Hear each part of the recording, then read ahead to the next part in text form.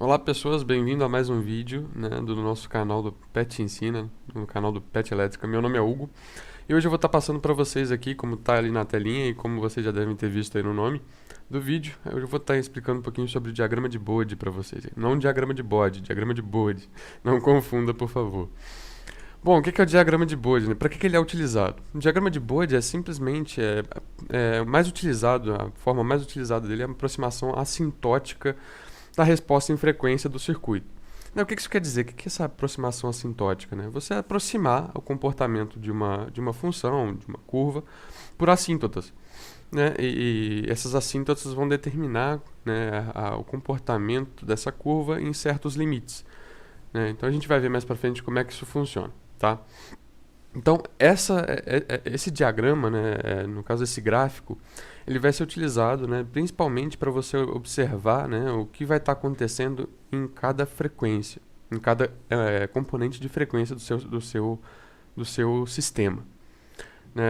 Então, ela pode obter informações interessantes como amplificação, atenuação. Então, para isso é bem utilizado para a construção de filtros, filtros digitais, filtros analógicos, a estabilidade do seu sistema, e ainda assim, principalmente uma parte que as pessoas tendem a não lembrar, tendem a esquecer um pouquinho, que é a parte do defasamento, do sinal de entrada, defasamento das componentes de frequência. Tá?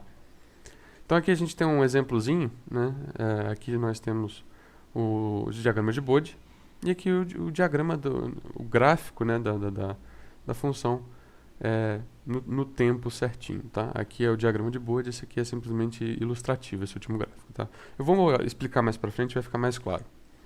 Tá? Antes de começar, da gente entrar no diagrama de Bode especificamente, eu preciso dar uma pequena pincelada em função de transferência. O que é função de transferência? Bom, como vocês podem ver aqui, a gente tem uma caixinha, com um h de t, uma função, e a gente tem uma entrada, x de t, e uma saída, y de t. E a gente vai procurar aqui como é que essa saída se comporta de acordo com a entrada. Então a gente quer ver a resposta do sistema a uma entrada específica. Então o que está acontecendo aqui? No tempo, no domínio do tempo, que a gente está vendo aqui que as funções estão variando com relação ao tempo, a gente tem que o y de t, a saída do seu sistema, vai ser dada pela convolução entre a entrada do seu sistema e a função que determina o comportamento do sistema. Então aqui a gente tem a formulinha da convolução, esse operador aqui não é um vezes não, é o operador de convolução, o operador convolucional, e a gente tem a formulinha aqui, tá?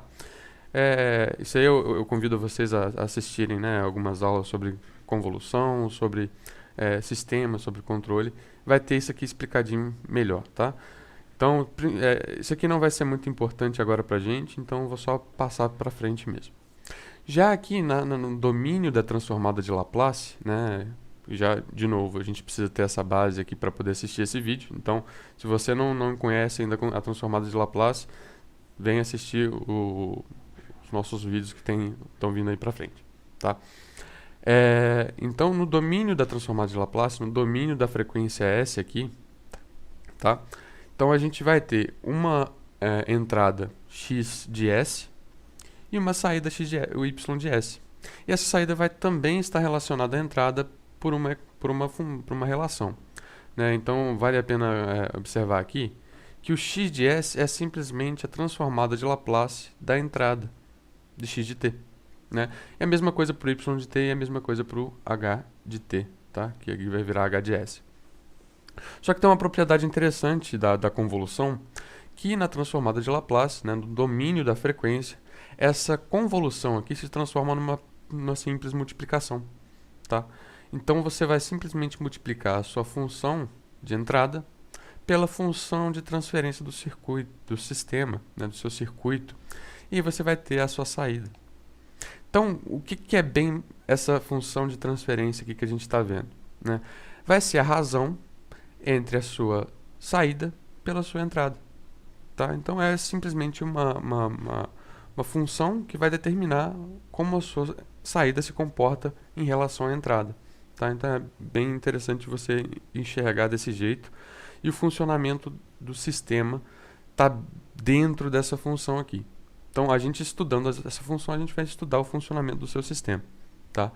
E vale a pena dizer que essa caixinha aqui, que, né, elude o nosso sistema, pode ser qualquer coisa, né? Pode ser, sei lá, um sistema de um amplificador, pode ser um circuito RC, qualquer coisa que você tenha uma entrada e uma saída. E essas entradas e saídas podem ser uma tensão de entrada, uma corrente na saída, pode ser uma tensão de entrada, uma temperatura na saída.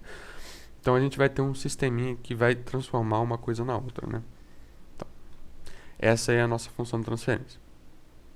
Bom, já com um exemplozinho aqui mais tranquilo, um simples circuito RC, a gente tem aqui, né, no domínio do tempo, nós temos um resistor R e um capacitor C, né? E uma entrada variante no tempo, Vin, e uma saída também que seria a tensão em cima desse capacitor aqui, tá? Então a gente faz a transformada de Laplace, né, desse sisteminha aqui, e a gente observa ele no domínio da frequência, tá? Vai ser no domínio da frequência S. Então aqui a gente tem a transformada de Laplace da entrada e a transformada de Laplace da saída. E o nosso capacitor aqui, né, no caso ele vai ser uma impedância, e a impedância dele vai ser dada por 1 sobre SC, tá? O R vai continuar sendo uma impedância mesmo, então vamos ter o valor dele real, normal, certinho, tá? Outra coisa que vale a pena ressaltar é que esse S aqui vai ser um número complexo, tá? Então, na transformada de Laplace, esse S aqui vai ser um número complexo, então a gente vai enxergar isso daqui também como um número complexo, isso aqui como um número real. Mas isso aí a gente vai ver um pouquinho mais pra frente como é que funciona, tá? Bom, e aqui a gente usando simplesmente aquela formulazinha de quem vê ri, né? A tensão é igual a resistência vezes a corrente. No caso aqui a gente está usando impedância, a tensão vai ser a impedância vezes a corrente, isso tudo no domínio da frequência, tá? É bem importante isso.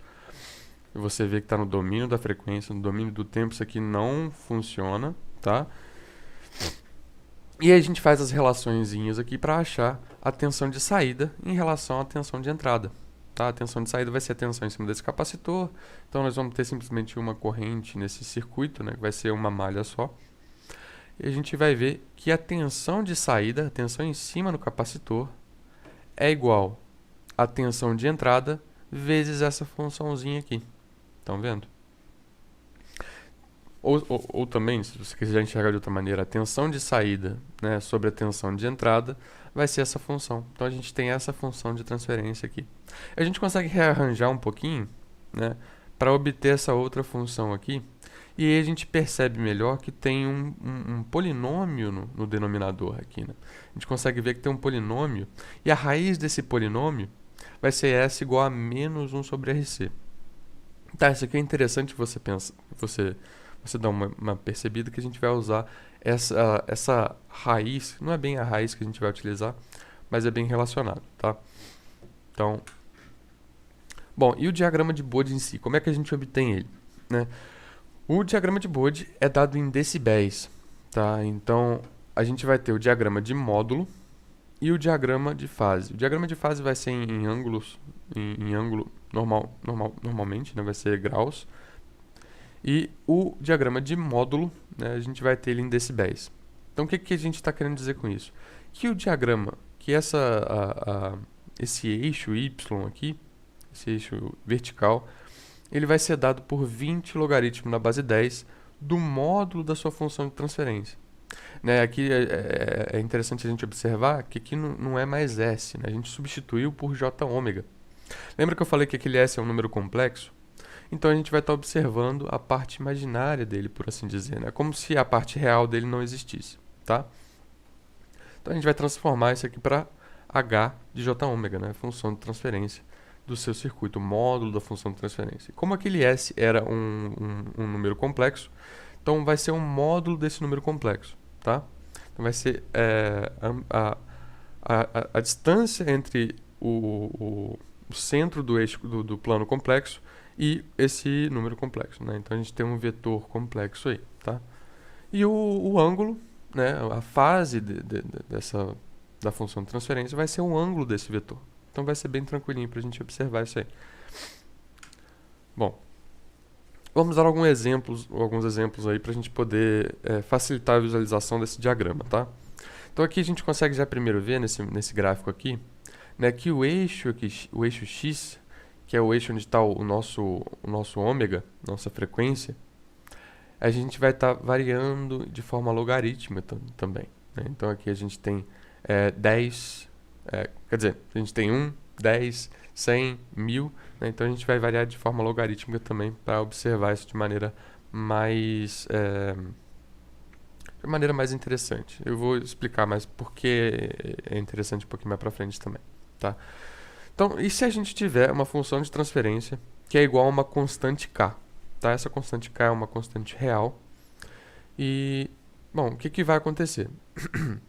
Qual que é o módulo dessa função de transferência? Um módulo de uma variável constante, né, de uma constante real, né, vai ser simplesmente o valor dessa constante, vai ser o valor dessa variável. Então, o que vai acontecer aqui? 20 logaritmo da base 10 do módulo da função de transferência vai ser simplesmente 20 logaritmo da base 10 de k. Então, para qualquer valor que você tenha da frequência, lembrando que isso aqui é a sua frequência em radianos por segundo, né, para qualquer valor que seja a sua frequência, você vai ter um valor constante, né? Então, o seu diagrama de Bode vai ser simplesmente uma reta, né? Aqui nesse gráfico aqui eu estou exemplificando usando k igual a 1.5, né? Então 20 logaritmo na base 10 de 1.5 vai dar mais ou menos aí 3.54 por aí, né? Então a gente vê que é constante para todo ômega, né? Então qualquer que seja ômega, esse módulo da função de transferência vai ser constante, tá? Bom, e a fase dessa função de transferência, né? Então, como você tem o k vai ser um valor real, né? E a fase de um número complexo, o ângulo do número complexo, você tem como o ângulo entre o eixo real, né? E do primeiro quadrante, né?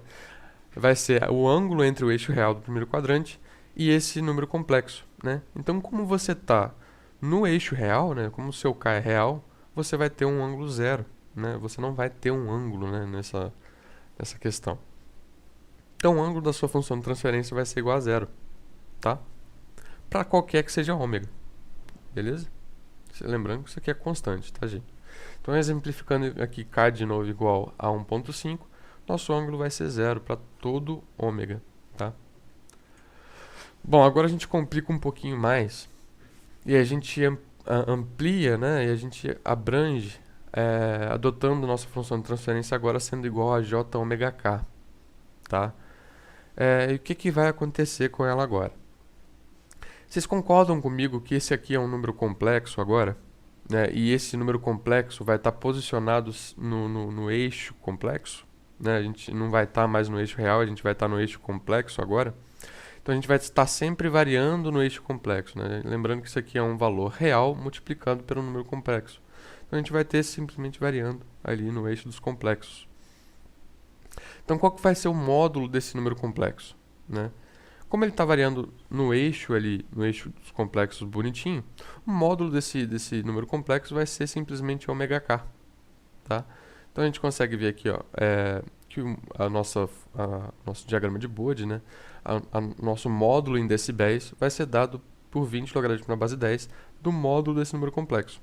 E como o módulo vai ser igual a ômega k, né, a gente tem a propriedade logarítmica, de novo, bem importante, né, que o logaritmo da multiplicação vai ser a soma dos logaritmos, né? Então a gente vai ter a multiplicação ômega k e a gente separa ele, né, em 20 logaritmo na base 10 de ômega mais 20 logaritmo na base 10 de k. E aqui a gente vai ter uma constante, né? Esse aqui é um valor constante e esse aqui vai ser um valor variável que vai variar de acordo com a frequência, com a sua frequência angular ômega, tá? Exemplificando aqui de novo, k igual a 1.5, a gente tem esse gráfico aqui, tá? Então a gente tem uma reta crescente aqui nesse gráfico, a gente consegue observar. Outra coisa que é interessante a gente ver, né, que na transformada de Laplace, né, quando você tem aí, no caso, esse j ômega aqui seria o nosso S, né, anteriormente. Então, quando você multiplica, né, uma função na frequência, na transformada de Laplace, você multiplica por S, você basicamente está derivando essa função, tá? Ok. Beleza. Então, para o nosso próximo slide. Então, corta para mim, Bernardo. Voltar. Então, aqui a gente vai ter um fator derivativo, né? Então, esse aqui é considerado um fator derivativo, tá? Tá. Então, a gente quer observar como é que funciona esse gráfico mais teoricamente, mais nas ideias, né?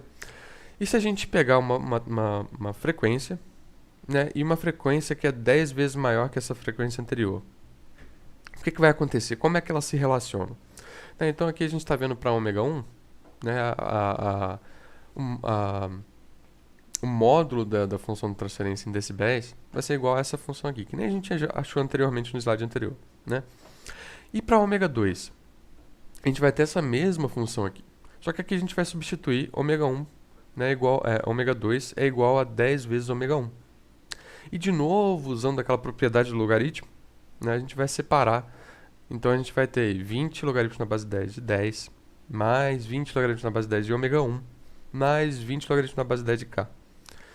Só que isso aqui é bem familiar, né, gente? Isso aqui a gente consegue ver aqui de novo, ó. Então o que vai ser essa parte aqui? Vai ser, de novo, o nosso módulo da função de transferência para ômega 1, tá? Então esse aqui volta aqui. Então o que vai acontecer com ômega 2, né? Com o módulo da função de transferência em ômega 2? A gente vai ter um acréscimo de 20 decibéis. Tá vendo aqui? Então o que a gente define isso? Isso quer dizer que para essa função de transferência, nós vamos ter um aumento de 20 decibéis por década. Ou seja, se aumentou 10 vezes a frequência, você vai ter um acréscimo de 20 decibéis. 20 decibéis por década. Então vocês vão escutar bastante isso, principalmente nesse tópico, né, de amplificação, atenuação. Essa parte de decibéis é bem interessante, tá? Tem outra maneira da gente observar isso, não só por década. Agora a gente vai observar multiplicando a frequência por 2, né? A gente duplicando o valor da frequência. O que acontece? A gente vai obter as mesmas coisinhas, mesma coisa aqui embaixo, né? Só que a única coisa que vai diferenciar vai ser esse fator aqui, ó. E ao invés de ser 20 logaritmos na base 10 de 10, a gente vai ser 20 logaritmos na base 10 de 2. Né? Isso vai dar aproximadamente 6, tá? Vai dar 6,02 por aí. Então, o que está acontecendo aqui? Então, quando eu duplico a minha frequência, né, eu estou tendo um acréscimo de 6 decibéis. Então, olha que legal, gente. Eu vou ter um acréscimo de 6 decibéis por oitava. Por que a gente chama de oitava se eu estou simplesmente duplicando a frequência? Né? Isso vem um pouco da música, né, da teoria musical. Quando você duplica a frequência, você está subindo uma oitava. Então você, por exemplo, tem uma nota Dó aqui, né? E você duplica a frequência desse Dó. Você está subindo uma oitava, né? No teclado a gente vai estar a gente vai estar 7 notas acima, ou 7 teclas acima aqui. Então a gente vai estar o Dó a uma oitava acima, ou uma oitava abaixo, né? Então a gente vai... Uma oitava acima você vai estar duplicando a frequência, uma oitava abaixo você vai estar dividindo a frequência por 2. Olha que legal. Então, a gente consegue perceber que a utilização desse diagrama de Bode é muito importante, principalmente para filtros de áudio, né? Então, são utilizados muito... esse diagrama é muito utilizado para filtros de áudio, para moduladores de áudio. Então, essa parte é bem interessante. Então, você vai utilizar aí por oitava também, né? A variação da amplitude por oitava. Então eu vou voltar um pouquinho nesse gráfico aqui pra gente dar uma olhada.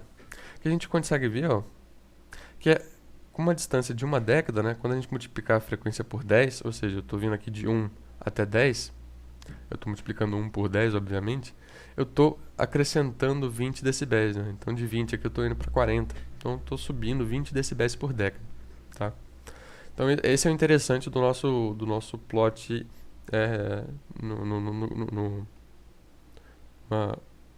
num gráfico logarítmico, tá? Bom, voltando aqui. E a fase? O que vai acontecer com essa fase?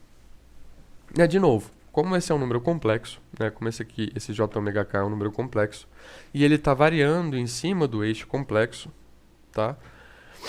Eu vou ter sempre o mesmo ângulo com relação ao eixo real, né? E esse ângulo vai ser de 90 graus, que ele vai estar vertical, né? Então ele vai estar variando ali em cima do eixo complexo, então vai ter um ângulo de 90 graus com relação ao eixo real, tá? Então vai ser sempre 90 graus, independente para qual seja o seu ômega, tá? Então a gente aqui tem exemplificando k igual a 1.5 de novo. O k não vai mudar muita coisa, porque a nossa fase vai continuar constante, tá? Outra coisa que vale a pena ressaltar aqui é que se eu pensasse se isso fosse menos jωk, o que vai acontecer, né? Você vai estar transladando isso para a parte de baixo do seu, no caso, para o seu terceiro quadrante do seu plano complexo, né? Então você vai estar descendo, né? Então aqui vai ser menos 90, tá? É interessante a gente ver isso. Bom, e para a nossa constante ali atrás, deixa eu voltar um pouquinho aqui também. Para a nossa fase da constante, se fosse menos k, ele estaria indo na outra direção do eixo real, né? Então ele estaria fazendo 180 graus. Então a nossa fase aqui não seria mais zero. Se fosse menos k, nossa fase seria 180 graus, tá? Então isso é bem importante você entender essa função de transferência como um número complexo também, para você entender como é que vai ser o módulo e o ângulo, tá? Bom, beleza. Agora a gente tem um outro exemplo aqui. E se fosse 1 sobre jωk? O que acontece? Né? E aí, de novo, nas transformadas de Laplace, se a gente dividir, né, por S, se a gente dividir uma função por S, a gente vai estar integrando essa função, né? Integrando no tempo, obviamente. Então, no tempo, a gente vai estar integrando essa função. Então, isso aqui a gente chama de fator integrativo, tá? Bom, e o módulo dessa função de transferência? Como é que vai ser? Como a gente já viu aí para os vídeos passados sobre números complexos, a gente tem uma noção de como é que a gente vai fazer aqui, né? Então, a gente vai ter que o módulo desse número complexo vai ser o módulo do número complexo de cima dividido pelo módulo do número complexo de baixo. Então, a gente tem isso aqui explicitado aqui, ó. E o que vai ser isso, né? O módulo de 1 é 1. Padrão, comum, todo mundo sabe. E o módulo de jωk, a gente viu anteriormente, né? É simplesmente ωk. E aí a gente usa daquela propriedade de logaritmo de novo, né? Que a logaritmo da divisão vai ser a subtração dos logaritmos, né? Então a gente vai ter 20 log na base 10 de 1, né? E log na base 10 de 1 vai ser igual a 0, né? Que todo logaritmo de qualquer que seja a base de 1 vai ser igual a 0, tá? Menos o 20 vezes log na base 10 de ωk. E aí a gente separa aqui de novo. E aí a gente vai ter esses duas componentes, né? Menos 20 log na base 10 de ômega e menos 20 log na base 10 de k, tá? Então a gente já vê a diferença aí. Então a gente consegue perceber que essa é uma reta decrescente. Tá vendo aqui? E isso aqui a gente exemplificou para k igual a 1.5 de novo, tá? Esse 1.5 é simplesmente foi escolhido aleatoriamente, tá? Não é nada específico, não. É só para visualizar melhor, para ficar mais bonitinho no gráfico aqui para vocês. Bom, e de novo aquela mesma ideia. O que acontece se eu multiplicar a nossa frequência angular por 10, né? Aqui nós vamos ter as nossas dois módulos em decibéis, né? O de ω1 e de ω2. De ω2 a gente consegue expandir isso daqui, né? Então a gente vai ter esse novo fator aqui. E esse outro fator aqui vai se igualar ao nosso módulo em decibéis de jω1. Tá? Então a gente vai acabar obtendo esse último fator aqui, ó. Que se você multiplicar a sua frequência por 10, né, você vai ter um decréscimo de 20 decibéis. Tá? Então você vai ter um decréscimo de 20 decibéis por década. Essa ideia de novo aí aparecendo. Tá? A mesma coisa, né, para a oitava. Só que a gente vai ter um decréscimo de 6 decibéis por oitava. Tá? Então a gente consegue ver aqui no gráfico de novo, né, quando eu aumento a frequência multiplicando ela por 10, né, eu vou ter um decréscimo de 20 decibéis. Então, de menos 20 eu fui para menos 40, tá? Ok. E a fase desse número complexo, como é que vai ser? Né? Já para a fase, como é que a gente viu também aí nos vídeos de número complexo anteriores. A fase dessa divisão aqui, desse número complexo, vai ser a fase do primeiro menos a fase do segundo, tá? Então, qual que é a fase do primeiro? A gente já viu que a fase de um número constante vai ser igual a zero, tá? Como ele é positivo, então a fase dele vai ser igual a zero. E a fase de j ômega 1k? A fase de j ômega k, né? Por assim dizer. A gente já viu também. Então, a fase dele vai ser 90. Então, vai ser 0 menos 90. Então, a fase desse número complexo aqui vai ser menos 90. Agora, vocês lembram que eu falei há pouco tempo atrás? Que se fosse menos j ômega k aqui em cima, o que ia acontecer? Ia aparecer menos 90 também. Então, eu convido vocês a pensar aqui. E se eu multiplicar aqui embaixo pelo número complexo conjugado dele aqui? Né? Então, se eu multiplicar por menos j ômega k, o que acontece? Multiplicar e dividir, obviamente. Né? Então, eu vou ter sobrando aqui menos j ômega k sobre o módulo desse número complexo. Lembra que se eu multiplicar, o módulo ao quadrado, obviamente. Se eu multiplicar o número complexo pelo seu conjugado, eu vou obter o módulo ao quadrado desse número complexo. Então, eu vou acabar com isso daqui. Então, eu vou acabar com o número complexo negativo aqui, né, menos j ômega k, sobre um valor real. Tá? Então, vai estar bem parecido com nosso exemplo anterior, se eu tivesse menos j ômega k aqui. Então, lembra que eu falei? Vai ser um ângulo negativo, né? Vai ser menos 90 graus. Vai acontecer exatamente a mesma coisa. Tá bem? Qualquer coisa, vocês pausam, dão uma volta no vídeo para dar uma olhada, para ver se isso ficou fixado bem bonitinho, tá? Porque isso é bem importante, essa parte. Bom, só que normalmente a nossa função de transferência não vai ser bonitinha daquele jeito. A gente vai ter alguns polinômios embaixo, né? Alguma multiplicação de polinômios em cima e embaixo. Né? Nessa videoaula aqui hoje a gente vai estar tratando dos polinômios, né, de primeiro grau, né, sem ser os fatores quadráticos. Os fatores quadráticos ficam para uma próxima aula, mas também é bem importante a gente entender isso, tá? E o que acontece se eu tiver um polinômio aqui no nosso denominador? Né? A gente vai ter um fator integrativo também, como a gente viu nos slides passados. E o que acontece com o módulo desse número complexo? O módulo vai ser o módulo de cima dividido pelo módulo de baixo. E qual que vai ser o módulo de baixo? Um número complexo aqui de novo. Né? A gente vai ter, aí usando Pitágoras, tranquilo aqui, né? A gente vai ter a parte real, né? 1 ao quadrado, mais a parte imaginária ao quadrado. A parte imaginária vai ser o quê? Ômega k.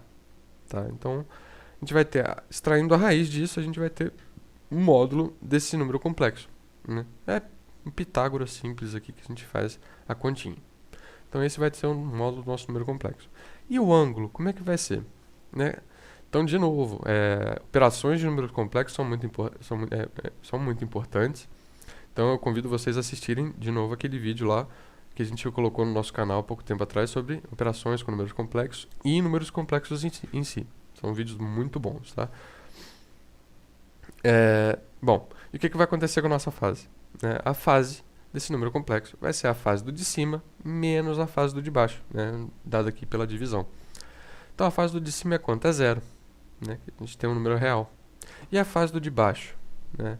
A fase do de baixo, a gente imaginando aquele triângulo pitagórico, né, aquele triângulo com um ângulo reto, a gente consegue perceber que o ângulo, né, desse número complexo vai ser o arco cuja tangente é tangente de novo, cateto oposto sobre cateto adjacente, né? Então a gente vai ter o arco cuja tangente é ômega k sobre 1.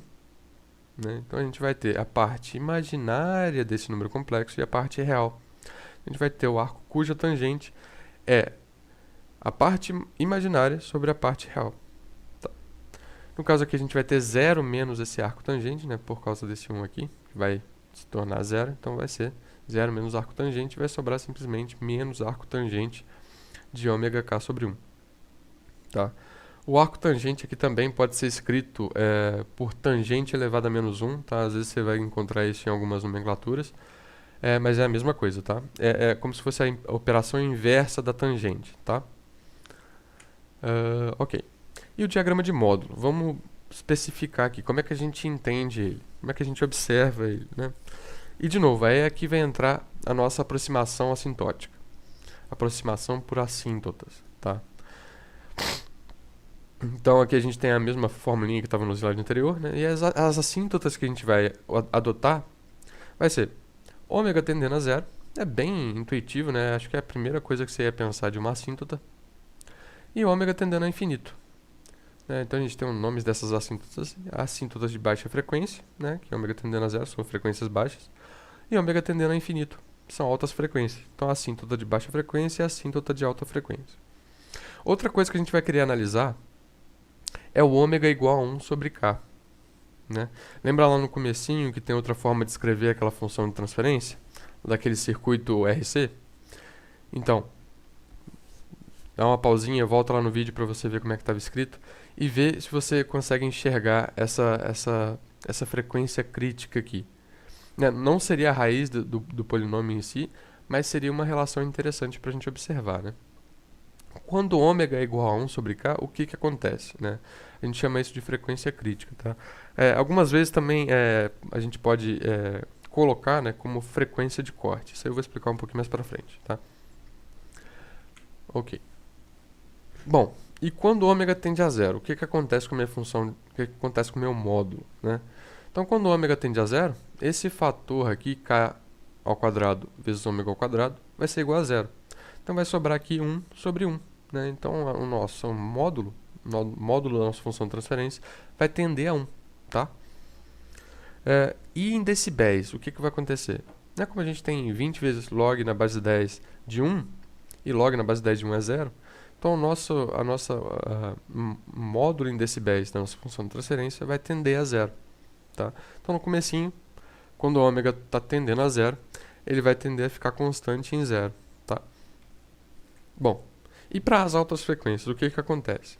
Né? Aqui nós temos uma aproximação mais interessante que vale a pena a gente prestar atenção. Ó. Se o ômega tende a infinito, o que acontece com a minha função, com o meu módulo aqui? Né? Quando o ômega tende a infinito, né, então esse fator aqui fica muito grande. Né? K ao quadrado, ômega ao quadrado vai ficar muito grande em relação a esse 1zinho aqui. Então é como se fosse um elefante, né, comparado a um inseto, por exemplo. Né? Então esse 1 aqui vai se tornar uma coisa que a gente pode jogar fora. Né? Algo que não vai influenciar na variação da nossa frequência. Então, quando a gente vai variando a frequência para módulos para frequências muito grandes, esse número aqui vai ficar ínfimo, né? Ele não vai influenciar quase nada na nossa conta. Né? E, de novo, isso é uma aproximação, tá? Então, a gente vai entender esse número aqui como zero. Né? Ele vai tender a zero comparado a esse número aqui. Né? Tender a zero. Então, a gente simplesmente corta ele aqui, né? E não considera ele. Tá? Porque esse número vai ser muito maior, tá? Então o que vai sobrar do nosso módulo? Né? Vai ficar 1 sobre raiz de ômega ao quadrado k ao quadrado, que vai ser, né, consequentemente, 1 sobre ômega k. Tá? A gente tirou a raiz disso aqui. E o módulo em decibéis, o que vai acontecer? Né? Então, de novo, a gente vai ter aquela mesma situação de 1 sobre j ômega. Lembra aqui? Então a gente vai cair nesse mesmo aqui, ó. E aí o que acontece? O que vai acontecer com esse gráfico quando o ômega tende ao infinito? Eu quero que vocês dêem uma pausada nesse vídeo, pensa um pouquinho o que vai acontecer. E respondam aí nos comentários o que você pensou, quais são as dúvidas que você teve, né? E a gente consegue perceber aqui, ó, o ômega, né? Menos 20 log na base 10 de ômega. A gente já viu isso antes, né? Então a gente vai ter aqui um decréscimo de 20 decibéis por década.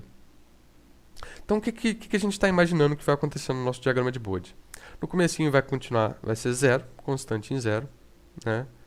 Ele depois de um tempo, vai tender a decrescer 20 decibéis por década. Então ele vai decrescer linearmente ali. tá? Não linearmente, porque a gente tem um logaritmo aqui, mas no gráfico log, a gente vai ter um decréscimo linear aqui, tá? Bom, e nessa frequência crítica, né, nesse ômega igual a 1 sobre K, o que vai acontecer? Isso aqui é bem importante, gente, vai ser muito interessante também, prestem atenção, olha só. Se eu substituir aqui ômega por 1 sobre K, vai sobrar aqui, né, o resultado dessa multiplicação aqui vai ser 1, né? Então 1 ao quadrado mais 1 ao quadrado vai ser 2. E aqui vai sobrar 1 sobre raiz de 2. Olha que legal. E o que dá em decibéis isso? O que dá 20 logaritmo na base 10 de 1 sobre raiz de 2? Você pode usar de novo aquela propriedade logarítmica, aí vai dar 20 log na base 10 de 1 menos 20 log na base 10 de raiz de 2. E você vai obter um valor aproximadamente que é menos 3 decibéis. Guarda esse número, gente. Esse número aqui é praticamente o nosso número de ouro da engenharia. 3 decibéis. E menos 3 decibéis também, né? Ele é um número muito importante e vai ser usado para todos os cursos que você está tendo aí na engenharia, tá? Guarda esse númerozinho aqui. Então, a gente plotando aqui, a gente tem as assíntotas, né? Então, quando o ômega tende a zero, esses aqui vão ser os gráficos, tá? Os plots que eu quero dizer são os gráficos, né? Que a gente trabalha com a ferramenta matemática, com a ferramenta computacional, né? E ele entende como plot, ok? Então, quando o ômega vai tender para zero, né? O módulo, né? O logaritmo do módulo vai tender também a zero. Então, a gente tem essa assíntota aqui. Só que isso procede até a frequência crítica. Depois da frequência crítica, nós vamos ter um decréscimo de 20 decibéis por década. Conseguem ver aqui, ó? Aqui está em zero, e depois em menos 20, quando você aumenta 10 vezes a frequência, tá? Então essa é a nossa aproximação assintótica. É isso que a gente imagina que a nossa curva vai seguir, tá? E aqui do lado direito, a gente tem a nossa curva real, a curva simulada certinha. E aí a gente vê que ele aproxima bem essa aproximação assintótica, né? Então a gente está vendo que funciona, essa aproximação assintótica funciona bem, e é razoavelmente bem. Tá? E aqui a gente consegue ver aqui em cima, ó, uma em cima da outra. Em laranja a gente tem a aproximação assintótica, e em azul a gente tem a curva propriamente dita. Tá? E aqui a gente consegue ver, ó, a distância do zero até a curva, né? Então esse erro que a gente vai ter aqui é de menos 3 decibéis. Tá? E por que a gente chama de frequência de corte também? Né? Às vezes quando você está projetando um filtro, quando você quer atenuar, né, a sua função em uma frequência específica, né, quando você quer cortar e quer impedir que frequências, altas frequências ou baixas frequências passem no seu sistema, né, quando você quer atenuar essas componentes de alta ou baixa frequência, você vai fazer um filtro passa baixa, um filtro passa alta, né, ou um filtro passa faixa, que vai selecionar uma faixa específica do seu sinal. A sua frequência de corte vai insinuar, né, onde que a sua função de transferência já está cortando, né, essas componentes que você quer.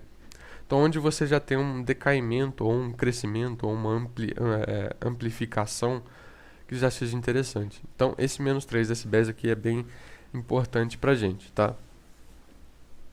Bom, e agora para a fase, o que acontece? A fase, como a gente viu, a gente chegou nessa formulinha aqui, né? E aí a gente tem as mesmas assíntotas, tá? As assíntotas de alta frequência e a assíntota de baixa frequência. E a gente vai observar também na frequência crítica o que acontece. Para ficar bem parecido com o módulo, né? Só que a fase é bem mais tranquila, tá? E quando o ômega tende a zero, né? Para a assíntota de baixa frequência, o que acontece? Então, se a gente substituir aqui ômega por zero, né? A gente fazer o limite, na verdade, a gente vai obter, né? E aqui a gente tem o círculo trigonométrico para facilitar a gente visualizar, né? Então, a gente vai ter aqui o arco cuja tangente é ômega k sobre 1. Tá? E quando eu diminuo essa tangente aqui, né? No caso a tangente vai ser essa distância aqui, né? Que está tá observado pelas chaves. Então, quando eu diminuo essa distância aqui, quando eu tendo essa distância para zero, qual que vai ser o meu ângulo aqui?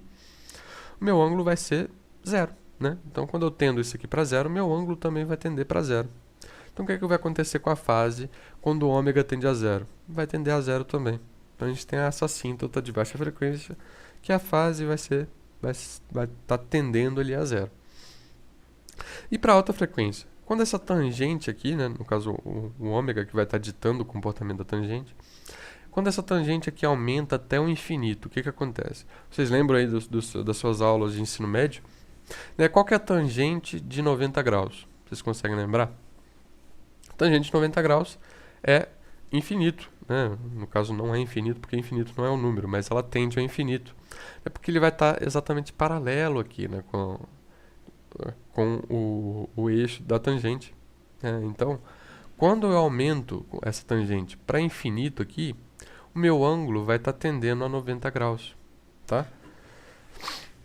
Então aqui a gente tem, só que no caso a gente está utilizando menos arco tangente de ωk sobre 1. Então ele vai aparecer aqui com menos 90.